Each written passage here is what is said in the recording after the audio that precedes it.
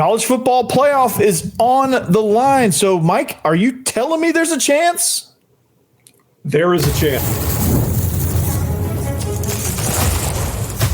You are Locked On Vandy, your daily podcast on the Vanderbilt Commodores, part of the Locked On Podcast Network, your team every day.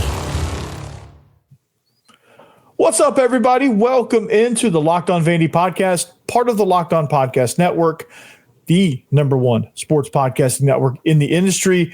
Thanks for joining us. I'm your host, Corey Burton, bringing over a decade's worth of coaching and sports media expertise with me.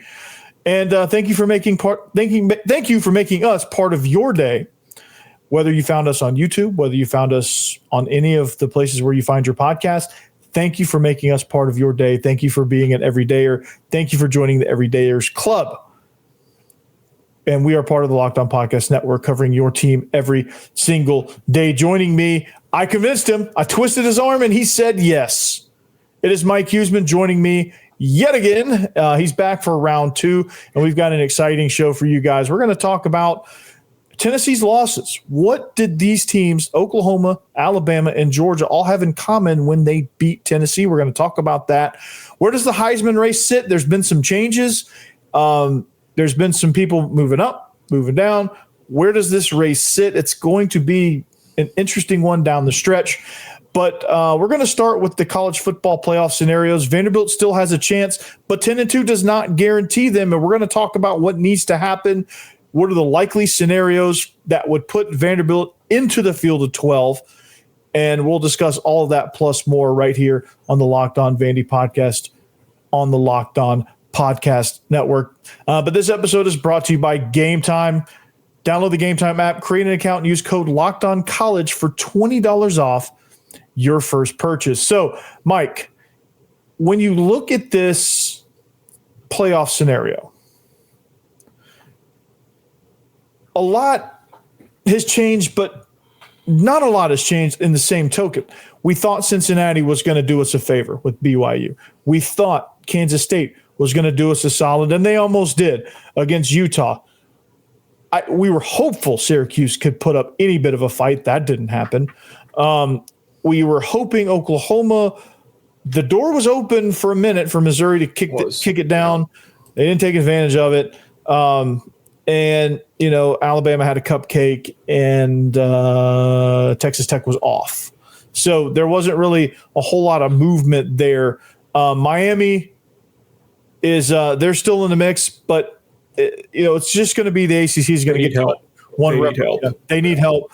They need to win the conference is what needs to happen. And I don't know where they stand, but they're on the outside looking at. So in the ACC, Virginia and SMU are the two that control their own destiny. If those two teams win, they play for the conference title.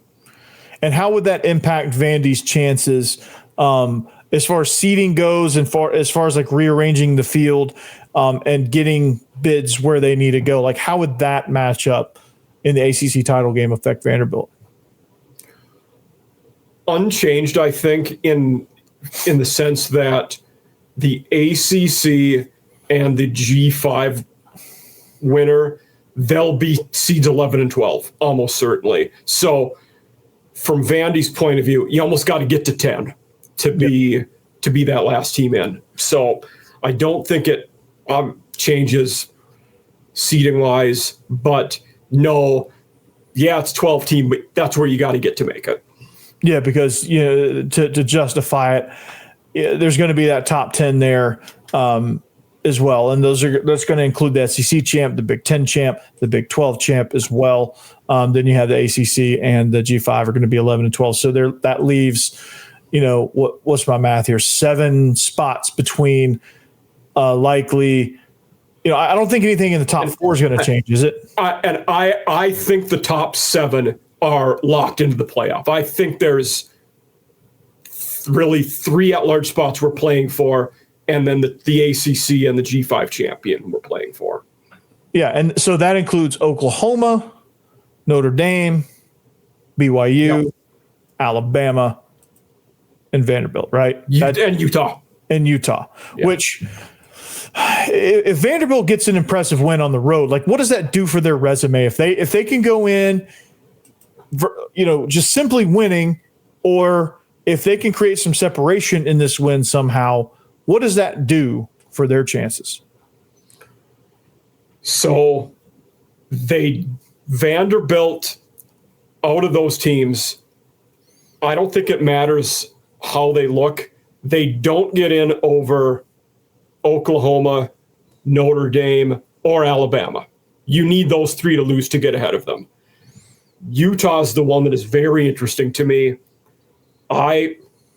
That's going to be in the eye of the beholder. I think if Vandy has an impressive win, there's a chance you jump over them. It's going to be tough. Utah plays Kansas. We'll see what happens there. And then the other one, and we won't know this one for 2 weeks, but if Vandy wins this week, then what happens with the loser of the Big 12 title game? Yeah. That's another interesting one. Who does BYU play this week? Are they off? I believe Utah plays Kansas. BYU plays UCF at home, and Texas Tech goes to West Virginia. Okay. That'll be interesting there. Any chance UCF can beat BYU? I don't think so. Not on the road. No, that BYU defense is salty.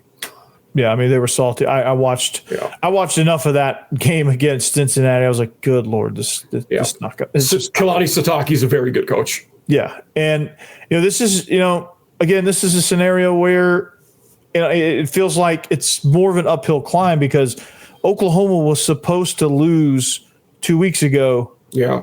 And they didn't to Alabama. But now we're left with, let's say Alabama loses to Auburn, but everybody else holds chalk. Does that change any scenario? Would that switch Vanderbilt if Vanderbilt were to win? I think so. I don't believe a 3-loss regular season Alabama gets in the playoffs. Okay. So now, if Alabama wins the Iron Bowl, then loses in the conference title game, I tend to think at 10-3 they might get in over Vandy, but that's an interesting argument to be had. I don't truly know what would happen there. Yeah, because you can't punish the conference championship games because it's an extra game. And I mean, you could. They just didn't last year. But also last year, it was an obvious that the SEC and Big Ten losers would still get in the playoffs. We knew that. Yeah. And we know that's going to be true in the Big Ten, and the Big Ten losers still may get a bye, which is yes. If it's undefeated Ohio State or in Indiana playing, they almost certainly will, and rightly so. They should. Yeah, I mean they're number one, number two, so that'll be interesting there. But I'm just trying to rack my brain and try to figure out, okay, where do we stand? If you're a Vandy fan, what is your rooting interest? Like, what is the number one game you should root for? Should it be LSU? Should it be Auburn? Should it be both? Should it be UCF and hoping for a miracle? What are we thinking here? I think it's UCF. I think it is Auburn and Kansas. I think you want Kansas to beat Utah, and you want Auburn to beat Alabama. Okay. The LSU Ohio State one is equally as important. I just didn't pick that one because I think it's probably the longest shot for an underdog to get a win of those three. Yeah, because LSU's just kind of checked out. Well, maybe President Van Buren will come through for the first time. And it's a rough matchup for them too. Like I think that Oklahoma D is going to get all over LSU in the passing game. Yeah, I think it's you can hope for a miracle there, but I just don't think it's likely. But if you're Vanderbilt, just root for chaos. Win your game, root for chaos, and see where the chips fall. Like I don't know that Texas beating A&M is going to do anything for or against you because there's so many teams in the field that I don't think. I think maybe Texas would. I don't know. It wouldn't matter because I don't think they'd get in either way. No. So that game's kind of irrelevant. So you can go ahead and root for A&M in that game. Georgia Tech, that game's not going to really have much significance because Georgia, I think, is in. One more. You need Ohio State to win because if Michigan wins, they probably jump ahead of Vandy. So you need Ohio State to win too. Okay, so let's just let Ohio State just stay at number one. Let's just let the chalk stay chalk. Root for chaos from 8 to wherever. Yep. And then hope 7 to 12. Yeah, whatever. Yeah. Because ACC champion is not really going to impact Vandy, are they? No, not at all. And then the ACC champ is going to be the 11 seed, and they will almost certainly either go to Ole Miss or Texas Tech or whoever the team right above them is. Yeah. Now, this may be a stupid question. Is there a scenario where a G5 champion gets left out for an SEC at large? They can't. 5 conference champions have to make it. Gotcha. Now, the interesting scenario, and this is one that statistically by rankings looks possible, we could have a scenario where the American and Sun Belt both have a conference champion who's higher than the ACC title winner, which could leave the ACC out. Oh. Yeah. That would be interesting. Yep.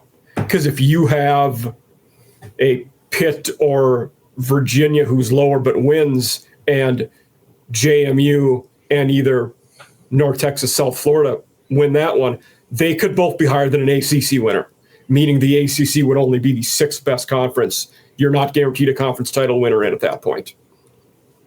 Interesting. Yeah. Interesting. So, okay. So this is about as clear as mud. So, War Eagle. Might as well root for the Knights. I don't know how good it'll do. Wave the wheat. That's what the Jayhawks do. Wave the wheat. Wave the wheat, and then go Tigers. How about that? Okay. Yeah. So, War Eagle, go Tigers, wave the wheat, and whatever UCF does, it'll probably happen to no avail, but do it. Okay. Heisman. This is where things get interesting. They sure do. We're going to talk about how interesting next. Now, where you can go to bet on these Heisman odds is right here at FanDuel. Diego Pavia is plus 500 last time I checked in the FanDuel odds for the Heisman Trophy. So make sure you go check that out. Now, you can also check out the NBA because there's no better place to get in on the action than FanDuel, the official sports betting partner of the NBA. Even if you miss the start of a game or want to ride the hot hand, FanDuel has live bets on everything from who will score next to fourth quarter comebacks. So if you feel like UCF is close in the fourth quarter, go put a little money on them, right? You can combine your live bets in the same game parlay for a shot at bigger payouts. It keeps everything exciting, especially when your team's making that late push. So right now, FanDuel's giving new customers $300 in bonus bets when your first $5 bet wins. So head to FanDuel.com to sign up and play your game with FanDuel, the official sports betting partner of the NBA.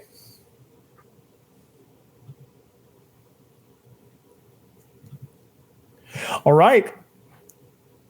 Thanks for making Locked On Vandy your first listen each and every day. We're free and available wherever you get your podcast and on YouTube as a part of the Locked On Podcast Network, your team every day. Joining me for round 2 is Mike Huessman. Offseason After Dark, you should check him out whenever you get a chance. Just go through the whole Rolodex of shows. It is phenomenal. Does a great job and will continue to do a great job in the future. So check him out as well. Mike, we're talking about Heisman. Now, we talk about this every week, and the odds only get better for one Diego Pavia. There's been quite a bit of movement in this race. There's been quite a bit of shuffling. A lot of people are putting out a lot of polls. Here's one that I saw that jumped out at me for obvious reasons. It's the On3 poll here. Fernando Mendoza, still number 1. Diego Pavia, Jeremiah Love, Julian Sayin, Marcel Reed, Ty Simpson, and Gunnar Stockton. After that, it's kind of irrelevant. To me, I think after 5, it's irrelevant, to be honest. Yeah, I think Ty Simpson kind of played his way out in that Oklahoma game. But what is the difference between Mendoza and Pavia? Because I think that gap is closing a little bit, but still very, very good for both. Jeremiah Love also in the mix there too. Yeah, my mindset has not changed there. I don't think Mendoza has done anything to play himself out of being the front runner to this point. I still think he's at 1. If they we expect them to beat Purdue. If they beat Ohio State in the Big Ten title game, I think he's almost a lock to win the Heisman. And if they lose to Ohio State and go 12-1, it hurts his odds a little, and it helps Sayin's a lot. So that's something in play there. But right now, Pavia would be at 2 or 3 is where I would have him. I would have Mendoza and then Sayin, Pavia 2, 3, and Love right after them.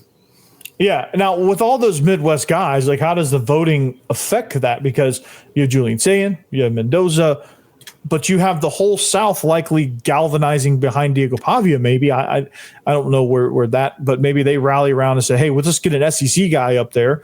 Like, where does, like, because it's all about votes, honestly. So where do you think voters lies? So because of the regionalized way the voting works, if someone absolutely dominates the West Coast, they will probably win, because there's no candidates who are out that direction. I mean, Marcel Reed's the only candidate who's west of the Mississippi, and that's barely west. So that California, Pacific Northwest, Las Vegas, block, if you win that, that's a huge get for whoever is going to win this race. Now, Diego Pavia, New Mexico resident. Yeah. He's about as West Coast as it gets. As far as that goes, does he? Julian Sayin is from California originally too. Oh, that's right. Yeah, that is right. Okay. So Mendoza. Mendoza is too, actually. Oh, so they're all those good. Okay, so really it's out of those 3, who's gonna control California, who's gonna control the Southwest corridor. Like, I think Pavia can get his region. I think it's gonna be interesting to see how it shakes out. Where Florida votes for will be interesting too, because there are an exponential number of voters in that state. So we'll see, is it going to be Stockton, Simpson, Pavia? What's going to happen there? Who knows? Or do some of those guys vote for Jeremiah Smith at 3 because he's from there? Who knows? Yeah, it's going to be kind of crazy how the voting comes down, because when you look at Diego Pavia, I mean, he will likely cross the 3,000 yard threshold. Unless he has an insane like video game type of game, he's not going to cross the 1,000 yard threshold in the rushing category. But he's going to be a 72% passer as it sits right now. He'll be over 3,000 yards, and he will probably likely account for close to 40 touchdowns. And those stats, man, it's hard to look away from. I mean, Mendoza obviously is right there with him. So, like, when you look at statistics versus impact versus voting, like, what do you think these voters are looking at? I think it varies based on person to person. Some will weigh stats more. Some it will be how your team is doing more. Some will be your impact to your team and how that plays into that. I did see an interesting breakdown today, and it didn't include Love. It was the 4 QBs we perceive to still be in the race. So Mendoza, Pavia, Sayin, Marcel Reed, and it broke them down into 7 or 8 categories. And I think 4 of them, Pavia was the best one. Yeah. So he was very competitive against the other QBs in that.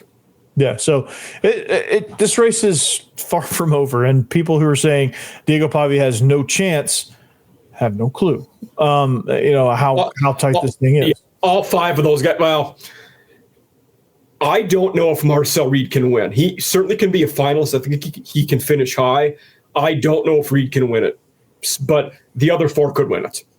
Yeah, and if you look based on odds, it seems like Fernando Mendoza is running away with it, but I just don't think he's quite running away from it as fast as people think. He is the front runner, and he is the most likely, but it's not a slam dunk. No, especially if they get rolled against Ohio State and he throws up an awful game, that could slip away.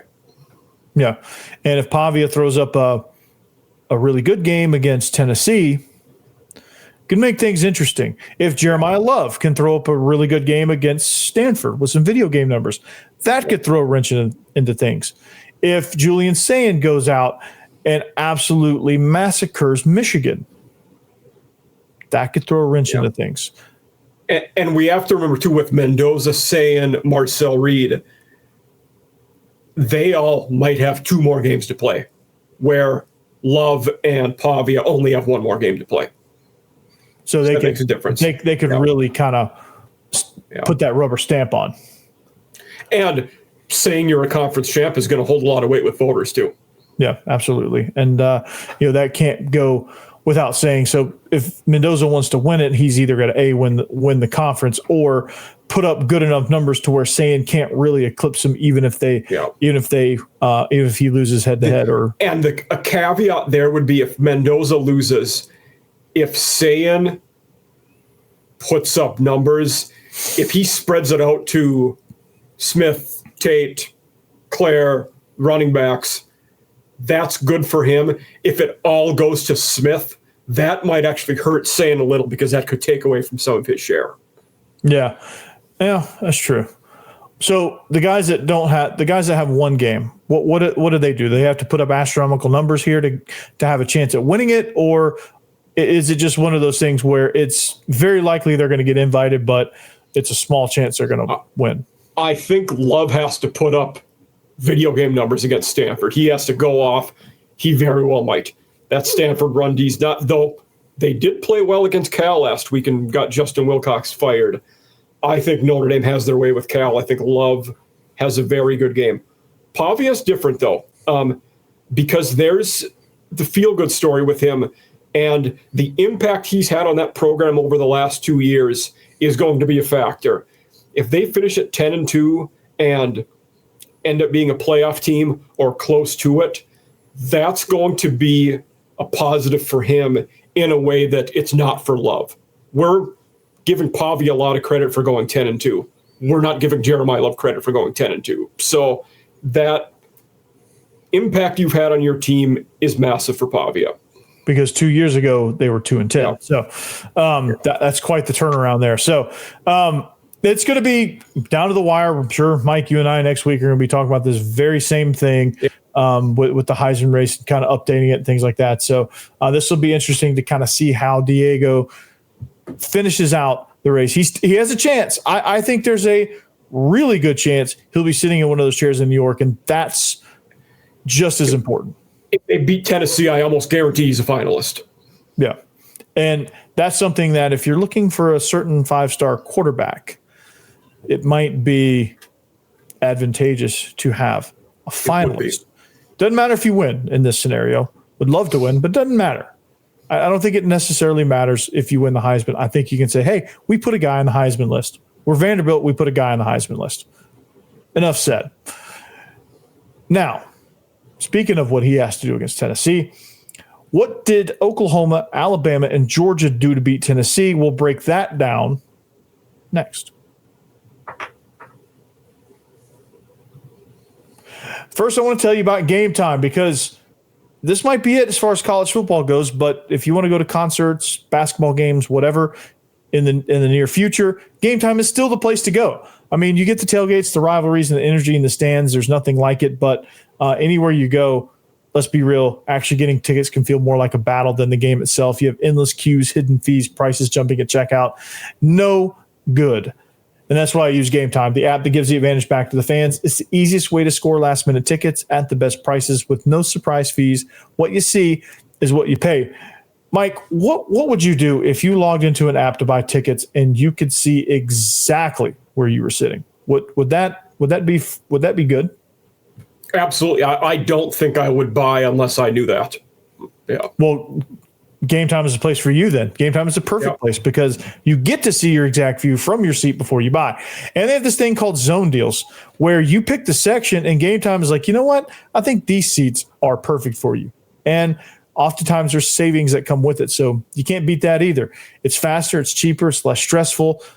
And it's just really the way to go. So take the guesswork out of buying college football tickets with Game Time. Download the Game Time app, create an account, and use code LOCKEDONCollege for $20 off your first purchase. Terms apply. Again, that's promo code LOCKEDONCOLLEGE for $20 off. Swipe, tap, ticket, go. Download Game Time today. My favorite concert I've ever seen, Paul McCartney, Beatles. You can buy his tickets on Game Time now for the United Center in Chicago.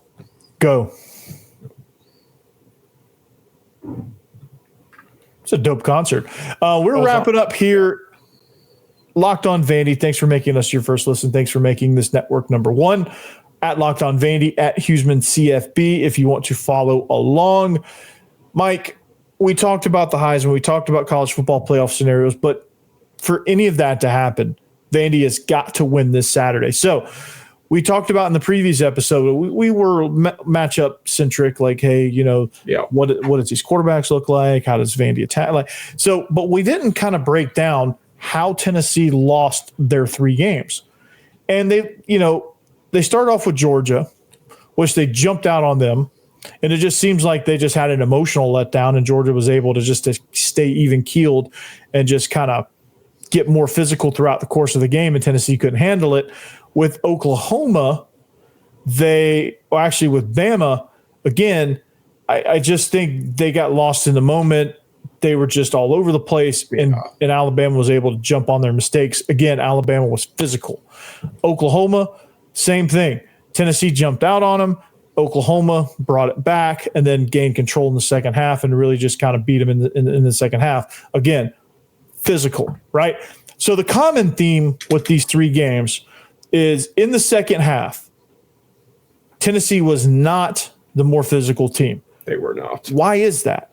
Are they built to really just kind of sprint and then they fall back to the pack and then the pack just overwhelms them? Like what do you think it is?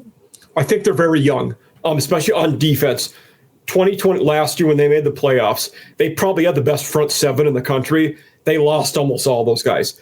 This is a young front 7 who hasn't played a lot of ball. And when they've played the teams who are elite in the trenches that have talent better than them, they've got rolled in the second half. All 3 of those games that Georgia, Bama, Oklahoma, those teams have really taken it to them. Even Kentucky. Kentucky scored 34 points and lost, just that Tennessee scored 56. Kentucky tried to do that. They just couldn't slow them down enough. And I made the comment, after a week or two of seeing, I think it was after the Georgia game, because in that opener, Tennessee beat Syracuse, who was good in the beginning of the year. When they had Steve Angeli at QB, they were a legit team. They've been terrible since he got hurt, but they were good when they had him. And I said, Tennessee's not going to beat anybody good because they can't play defense. I kind of have been vindicated by that. They've not beaten anybody that's that good. The teams that have beaten them are by far the 3 best teams they've played. Vandy is the next best team they will play all year. Vandy's better than anybody they've beaten so far, and they're in that level of the teams that have beat them. Yeah. They're also made up like the teams that have beaten Tennessee. Yeah, that's the biggest difference. They swarm you and play defense they're very comparable to Oklahoma. I think Oklahoma has a slightly better defense than Vanderbilt, probably a lot better defense actually. I think where Oklahoma is better than Vandy at defense, Vandy is better than Oklahoma on offense because Oklahoma just hasn't been consistent with John Mateer even since he's been healthy, even before he got hurt. I think overall their run game other than him is not that good. Yeah. And it's just they just suffocate you, and that's just kind of how they beat you. I think if that had been Vanderbilt in that game, the way that game was going, I think Vanderbilt would have created a little bit more separation there, where Oklahoma had some chances too, and they just couldn't capitalize. But they still ended up winning, but it was mostly their defense just not giving Aguilar any space, harassing him, especially in the second half. Like Aguilar was under duress a lot of that second half.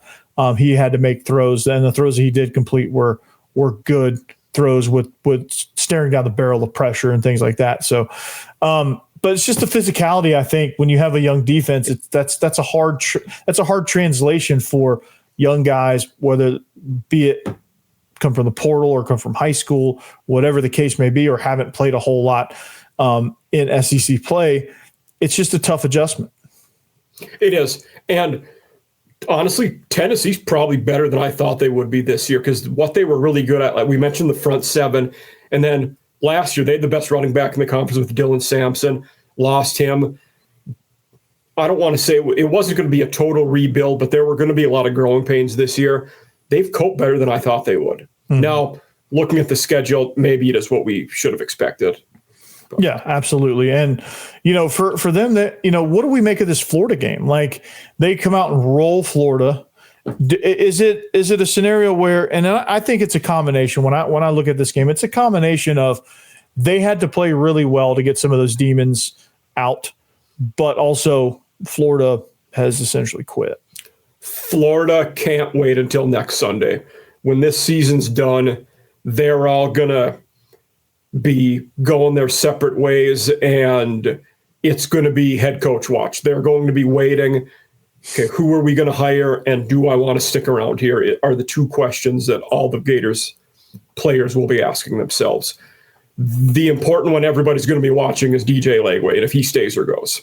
Yeah, and that'll be an interesting deal in that regard. So it's just, when you look at this Tennessee team, it's just you try to find an edge when you're breaking down this matchup. And the edge, I think, is this young defense in the second half. I think overall, that's your edge. And that's where, calling back to last episode where we talked about Diego Pavia, I think that's the edge there too, because I think Tennessee's going to have a really good first half. It's going to be a really competitive first half. Tennessee might actually jump out, kind of like what Auburn did, and Vandy's going to fight their way back in. And then in the second half, I think if they just keep leaning on them, it just almost feels like with the three losses that they've had and the way Vanderbilt is built this season, I think it could go the way of those games where those teams were just calm, didn't panic, and they just kept chopping, and all of a sudden they're in the game. Now they're ahead. And in Bama's case, now they're separating. In Georgia's case, they had to have a late stand to keep that victory intact. It made it interesting, but again, Georgia fought back from, I think, down 21 points in the second quarter, and they fought back all the way from that to make sure they won that game. So again, it's going to be, I'm not saying Tennessee's a bad team. I'm just saying that Vandy is a better. They are a flawed team, though. That would be fair to say. Yeah, and they are a flawed team, and Vanderbilt does play a lot better in the second half than most teams in the conference, and that's kind of why they're sitting at 9-2, looking for a playoff spot. So, you said your prediction on the last episode was 38-34. Are you still holding true to that? Because I twisted your arm to come back because I wanted you to make a prediction on the last episode because I wasn't sure if you were coming back. Does that prediction still stand? Are you thinking about it a little more? Is it? Are we further away from the over? We are. No, in fact, dating back to even last week, the closer we get to the game, the more I'm convinced that Vandy will cover and win. Okay. Yeah. I like it. You heard it here first, Mike Huessman. And the rule is, Mike, when you and I agree, it's fact. Yep. So I guess it's fact. No, I think so. Yeah. I think Vanderbilt's going to win. They're going to cover. I think they're going to cover the over as well. I think Tennessee. Certainly last week you were right and I was wrong. I picked the Wildcats to cover, and that was one of my worst picks all year. Yeah, because Vandy coming off a bye, you were thinking, okay, Kentucky's playing for a bowl bid, and I could see why. They were playing better than they had all year in the weeks leading up to that. Yeah, I mean, Cutter Boley was, and Vandy's defense hadn't done anything the last 2 weeks to give you any sort of confidence that they were going to come out and do what they did, which when the starters went out was 45-3. So, yeah, I'm with you there. I'm gonna give my official prediction later on in the week. I've got up next in upcoming episodes. I've got a crossover with Eric Kane of Locked On Vols coming up. That's going to be a lot of fun. Of course, This is episode 2 with Mike. And then, of course, I'm going to do my why Vandy wins episode to round out the week. And then, of course, the reaction after win or lose. Stay tuned on social media. I'll make an announcement as to when I'm going to react to that, specifically what time. So keep an eye out on that. And, of course, last thing before we go, on Thanksgiving, what is your, obviously turkey is the biggest main dish. Is there any other like main dish that you do? Like we do turkey and honey baked ham. But what's your favorite side? Stuffing, so long as it's the real stuffing with the mulched up breakfast sausage that's cooked inside the bird. That's one of my favorite ones. Ooh. And I'm a cranberry guy too. I like cranberries a lot. Okay. All right. You're a zombie, aren't you? You like the cranberry? Yeah. I'm a huge, obviously, being a Southerner, I'm a huge mac and cheese fan. Okay. Obviously, you got to have like the 3 types. You got to have the 2 or 3 types of cheeses, heavily crusted, where you have to like break through it almost to get to the noodles and the sauce. And I could, I like it either way. You could either crumble the breadcrumbs or not. It doesn't matter to me. I think it's both equally good. Sweet potato souffle, where you have a nice little crust. And some people do it with that's one of them. We don't do that up north. The sweet potato stuff as much. Yeah. Yeah. The sweet potato stuff down here is outstanding. And of course, a good stuffing or dressing or whatever you want to call it. You have a really nice turkey-based gravy to throw on that. Phenomenal. So I'll get a little bit of the dark meat, a little bit of the honey baked ham. I mean, my plate looks like a mountain. Okay. One of the things the Minnesotan in me we will do that you Southerners will find distasteful for appetizers and whatnot. The pickled herring usually makes an appearance. I don't even know what that is. I don't know. It's herring's a type of fish, so like from the North Sea, but it originated with the Scandinavians, who there's a lot of them in Minnesota. I'm not myself, but it crossed the cultural divide, so even the Germans like me will have it. But pickled herring, check it out. It's a good appetizer. Okay, pickled herring. Well, that's a northern thing that you guys do up there. We don't do down here in the South. So anyway, with that, we hope you have a great Thanksgiving. We hope you watch plenty of football, and we'll check you back here later. Thanks for joining me, Mike. If you need a second listen on the network, Locked On SEC is the place to go with Chris Gordy or the entire family of SEC shows. Have you right where you want to be. If you're in a turkey coma, just hit play on all of them and just go into a trance of turkey and Locked On content. So with that, happy Thanksgiving. We'll see you back here next time. Locked On Vandy. Peace. Anchor down.